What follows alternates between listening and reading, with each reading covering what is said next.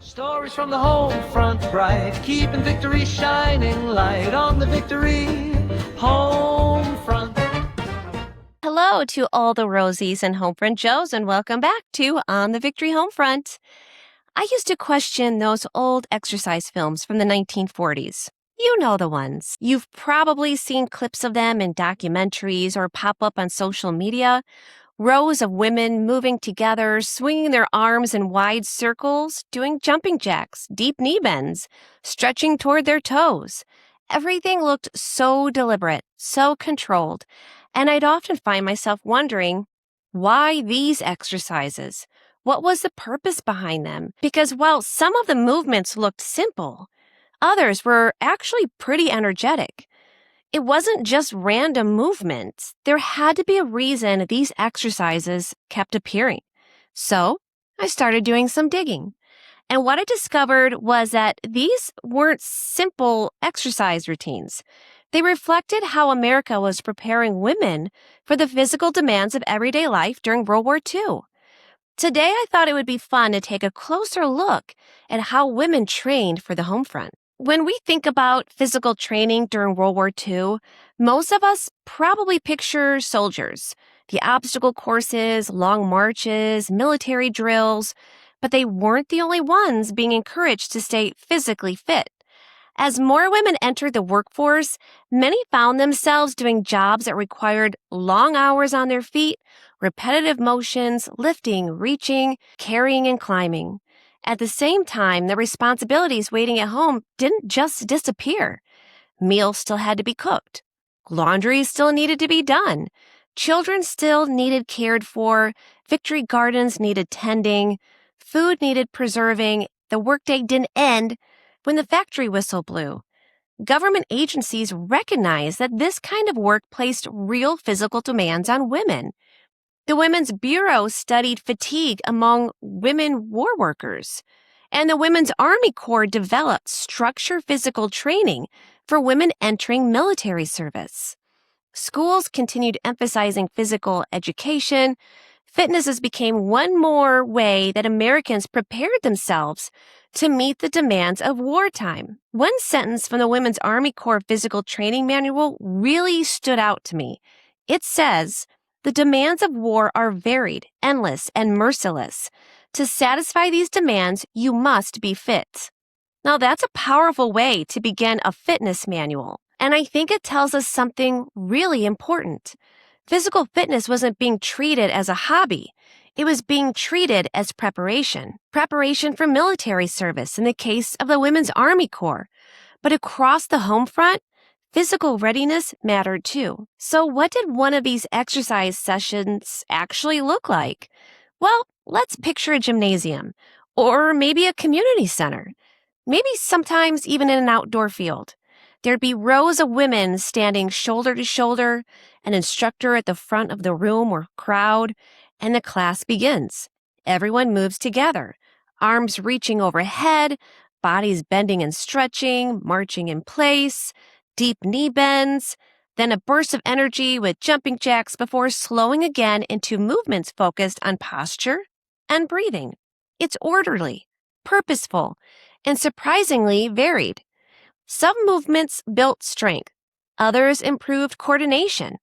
Others encouraged balance, posture, and flexibility. When I first watched these films, I was looking at them through a modern lens.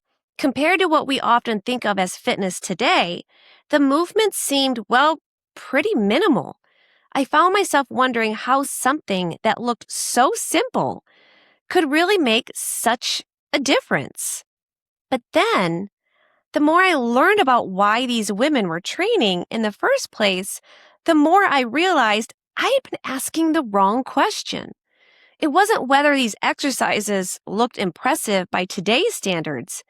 It was whether they were preparing women for the physical demands of everyday life during wartime. And once I looked at them that way, I started seeing those old exercise films very differently. As I continued reading, I discovered the Women's Army Corps had published an official physical training manual in 1943. It wasn't simply a collection of random exercises. It was an organized program. The table of contents alone tells an interesting story: posture, body conditioning, shoulder and arm strength, abdominal strength, back and neck strength, leg exercises, foot exercises, body mechanics, agility, balance, coordination, marching, a daily exercise series, and even a section devoted to release of muscle tension. That surprised me. If you had asked me what a wartime fitness manual looked like, I probably would have pictured page after page of running and calisthenics. And yes, there was running. There were strength exercises, but there was also an emphasis on posture, on balance, on coordination, on how the body moved. That wasn't what I expected. And while the Women's Army Corps was training women for military service, many of the same types of movements showed up in civilian exercise films and community fitness programs as well. But I didn't want to know only what women in the military were doing. After all, my podcast is on the Victory Homefront. So I started looking for what was being written for civilian women. And that's when I came across a Women's Bureau publication from 1942. Now, it wasn't an exercise manual. It was written to help communities support women working in wartime industries. One sentence immediately caught my attention. Exercise calling into play muscles other than those used on the job should prove desirable and beneficial. Now, I had to stop and read that one again. Think about what they're saying. Many women were spending long hours doing repetitive work, standing at machines, working on assembly lines, doing the same movements hour after hour. So instead of recommending more of the same, they encourage recreation and exercises that use the body differently. I never expected to find that in a government publication from 1942, but it makes perfect sense. The more I read, the more those old exercise films started making sense too. Not because I suddenly believed arm circles had the secret to perfect health, but because I began to understand the bigger picture. Physical training wasn't simply about becoming stronger. It was about preparing your body to do the work that life was asking of it. And honestly, that idea doesn't feel all that foreign to me. Many of you know that over the last couple of years, I've been trying to bring more of that home front into my own life. I've planted a victory garden. I've learned how to preserve our own food. We started raising chickens. I cook a lot from scratch these days, and I spend even more time working outdoors than I ever used to. The more physically involved my days have become, the more I've found myself looking at those old exercise films a little differently. There are plenty of evenings when I've been bending, carrying, lifting, hauling, and walking all day long. And while my life certainly isn't wartime America, it has made me appreciate something I hadn't really thought about before. When your everyday life is physical, taking a few minutes to intentionally care for your body starts to make a lot of sense. Now, I'm not saying that's exactly what every woman was thinking in 1943, but I can certainly understand why physical fitness became part of the wartime conversation. And I think that's why I see those old exercise films differently now.